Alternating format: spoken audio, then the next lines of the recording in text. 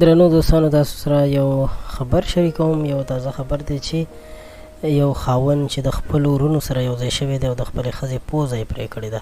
دا واقعه چېرته شوې ده او په دې باندې الزام څه په دې ښځه باندې ده، هر څه به هم تاسو په دې ویډیو کې وګورئ. درنو دوستانو، په دې ښځه باندې دا الزام و چې د دې ښځې د ایوب په نوم یو سړي سره یو کس سره یارانه وه، یا هغه سره یې ناجایزه تعلقات و. دغه ښځه چې نوم یې زاهده بیبي دی او ویل کېږي چې تېره ورځ د هغې پلار ته خبر ورکړی شو چې راشه ستا د لور پوزه مو په دې باندې کټ کړې ده چې د دې ایوب سره تعلقات و.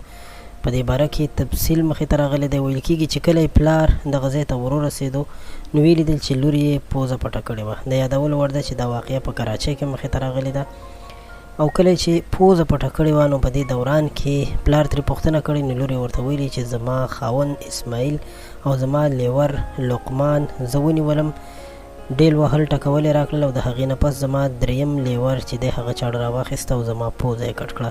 د لور د وینا مطابق یې چې ویلي هغوی په ما باندې الزام لګولی دی چې ستا ایوب سره ناجایزه تعلقات دي، خو وایي چې زما ایوب سره هیڅ قسم تعلقات نشته او نه زه هغه سره ملاو شوی یم یا مې هغه سره خبرې کړي دي. خو بیا هم وایي چې هغوی زما خبره وانه اورېدله، وهل ټکول یې راکړل، د هغې نه پس یې زما پوزه کټ کړې ده.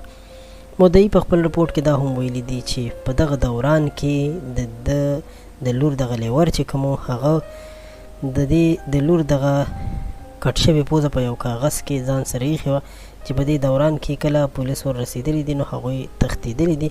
خو د مدعي په بیان، یعنې د دغه ښځې د پلار په بیان باندې پولیسو د دغه ښځې خاوند اسماعیل ګرفتار کړی دی او د نورو ملزمانو د نیولو دپاره تلاش شروع دی او چاپې وهل کېږي.